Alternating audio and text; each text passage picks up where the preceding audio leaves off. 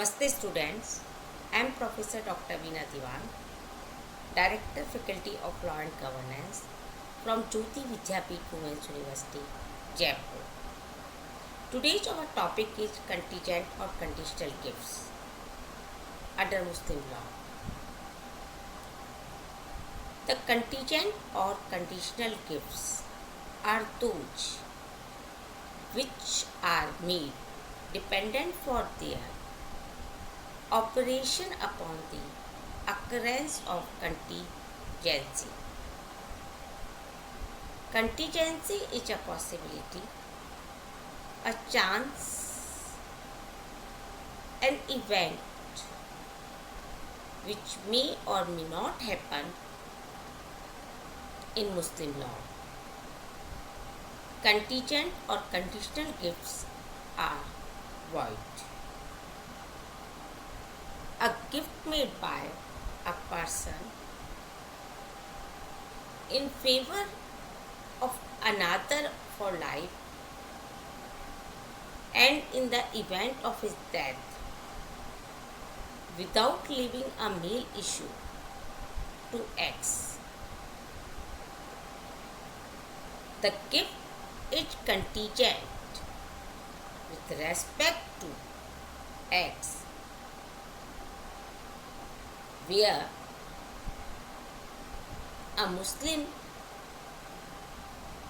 made a gift to his wife for life and after her death to such of his children as might be living at his death. The gift was held to be contingent.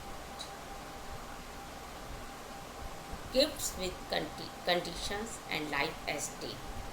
Next जो इसके अंदर point लेंगे हम. All our masters are agreed that when one has made a gift and stipulated for a condition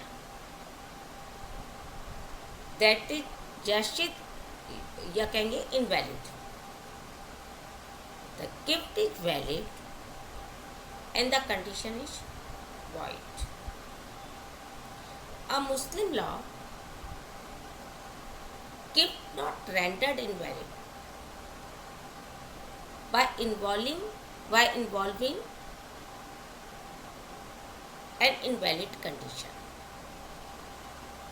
Hanafi law clearly says that in such a case the gift is valid and the condition is void. The gift of promissory note is made by A to B with the condition that after a month B would return to him 1/4 of them, or were a gift of his house is made by X to Y with the condition that Y will not sell it to a particular person.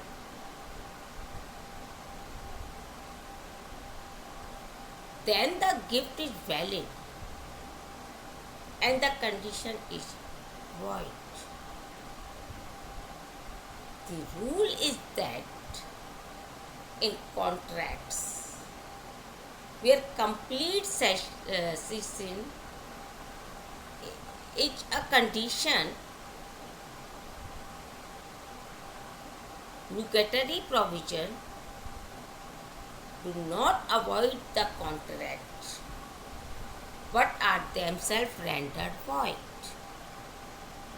For instance, where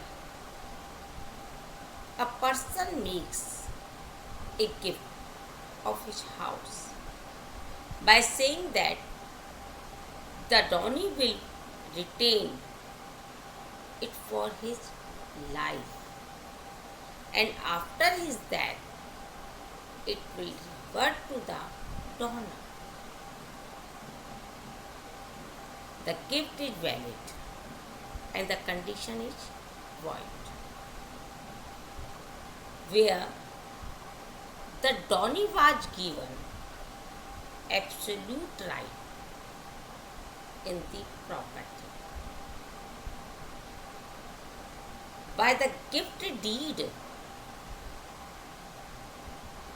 and it was also stated that after the death of the donor, property shall go to another person.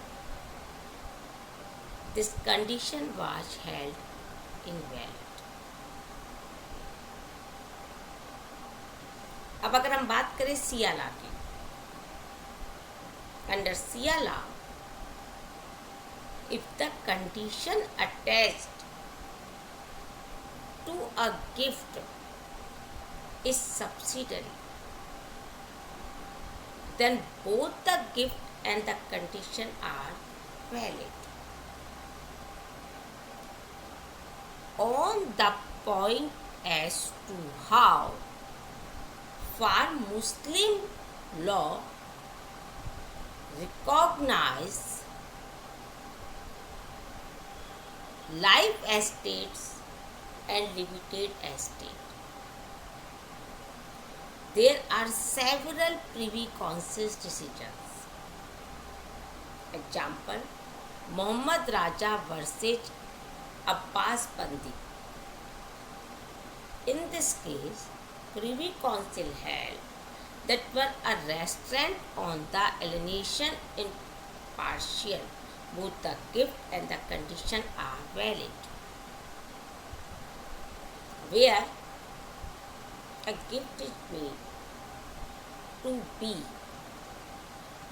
with the condition that he should not sell the property to anyone but to the members of the donors or donor's family, both the gift and the condition are valid. Similarly, where in a gift made by A to B, a condition is attached that B should pay a part of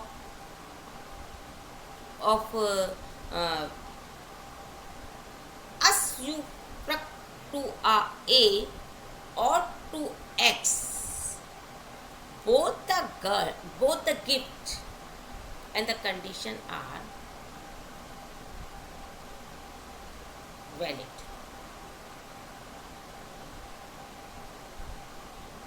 Amir Ali gives the region where the intention is clear to transfer the entire right of property in the corpus of the gift.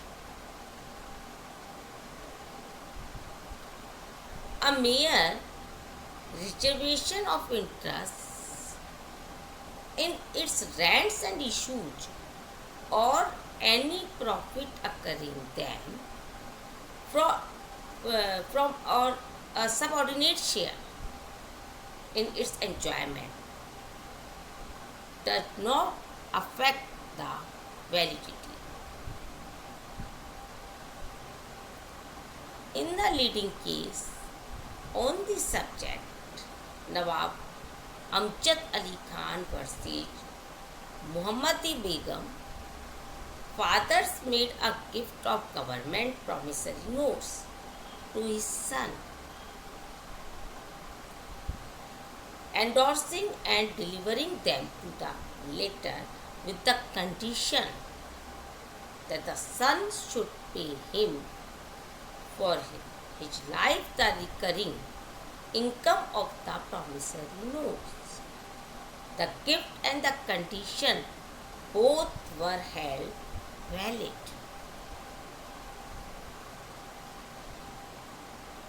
This way, this was a case under Siala. This principle was held applicable to the Sunnis also. In Muhammad Abdul Warsej, write down Muhammad Abdul Warsej, Fakrja Muhyiddin Warsej Madras State is a good illustration of this rule. A Muslim executed a deed under which she made a gift or her large estate to her two sons P and Q, with the condition that out of the income of the estate,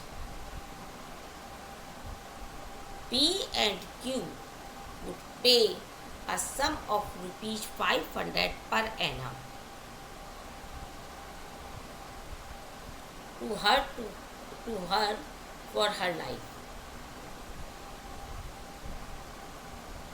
and a sum of rupees 350 per annum to her daughter D for her life, and thereafter her heirs and successors in perpetually. The donor died in 1909. D died in 1950.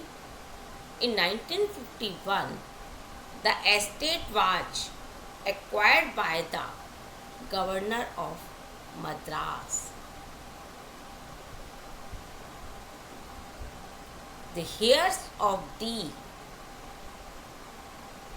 filed a claim against the government of Madras under the settlement. The settlement was held valid by the Madras High Court on the ground that Muslim law made a clear-cut distinction between the corpus and the usufruct, and the validity of the obligation imposed upon the donee to pay a yearly sum in perpetually could be supported on the principle of trust. In any Ad Khan versus write down Ashraf Khan, a Muslim by a deed made a gift of his entire property to his wife. W with the stipulation that W was to remain in absolute possession over 1/3 of property with full power to alienation, and she was to remain in possession for her lifetime over 2/3 of the remaining property. After her death, the entire 2/3 property and whatever was left of the 1/3 was to revert to the donor's collectors on WS that her brother claimed to entire property on the plea that it was a gift with a restrictive condition, and since the condition was void and gift was valid, W took absolutely. He, being the heir of W, was entitled to the entire property. The Privy Council held that the life interest can't be large into an absolute estate. However, the Privy Council left upon the question of the validity of the life estate. Then came Nawaz Ali Khan versus Ali Raja, in this case a Muslim belonging to the Ithana Asrafi school, disposed of his entire estate by will and create three successive life estates, one in favor of his nephew A, thereafter in favor of his son B, and lastly in favor of his another nephew C.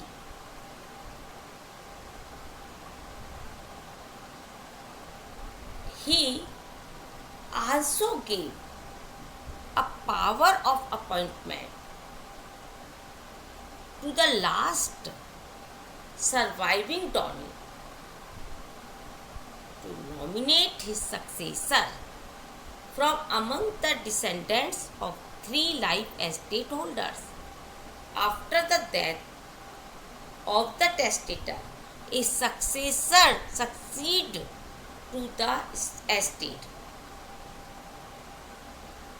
After A's death, the estate passed on to B. C died during the lifetime of B. B exercised the power of appointment and nominated C. C's son D as a successor. D was existency at the time of his nomination, but not at the time of testator's death. समझ में आ रहा है? थोड़ा tough है, लेकिन धीरे धीरे इसको समझने की कोशिश करो. The Privy Council held that the power of appointment was not known to Muslim law, and therefore the appointment of D was void. The estate passed on to B's heir in the course of the judgment. The Privy Council observed, if it is a gift of the corpus, then any condition which derogates from the absolute dominance of the subject matter of the gift will be rejected as repugnant. But if upon construction the gift is held to be one of a limited interest, the gift can take effect out of usufruct, leaving the ownership of the corpus unaffected except to the extent to which its enjoyment it postponed for the duration of the limited estate. So all these cases as well as the case of the High Court dealing with the subject were analyzed and discussed by Justice Mukherjee in Anjuman. Nawab Asif Qadar, the learned judge, very lucidly stated the law thus: to appropriate the true legal position, it is necessary to remember that life estate, that is the life grant of a property, which is usually called a life estate, is not regarded in Mohammedan law as an estate or interest in the corpus. The law recognized only one kind of estate, namely full ownership in the corpus. The corpus means article, the thing or the substance. It is distinct from the usufruct, which means the use of the article or the produce. The bundle of rights in the thing or substance. In other words, full rights over the article or complete dominion over the substance. The dominion is absolute and individual. It permits no splitting and tolerates no obstacle or restriction. Grant of full dominion over the corpus may, however, be accompanied by a gift of the use or usufruct to another, that its condition or limitation as regard the usufruct and both the grant and the condition will be valid.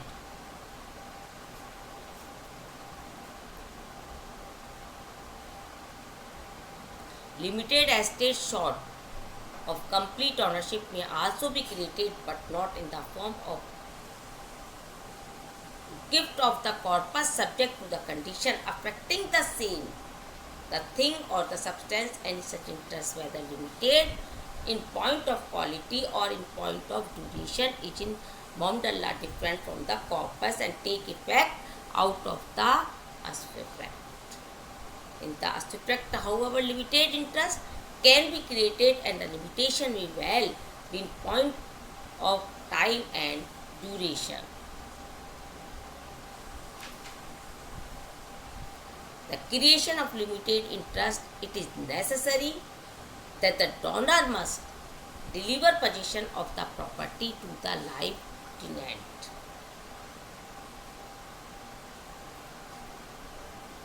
It is well settled that under the CLA, following three types of limited interest can be created.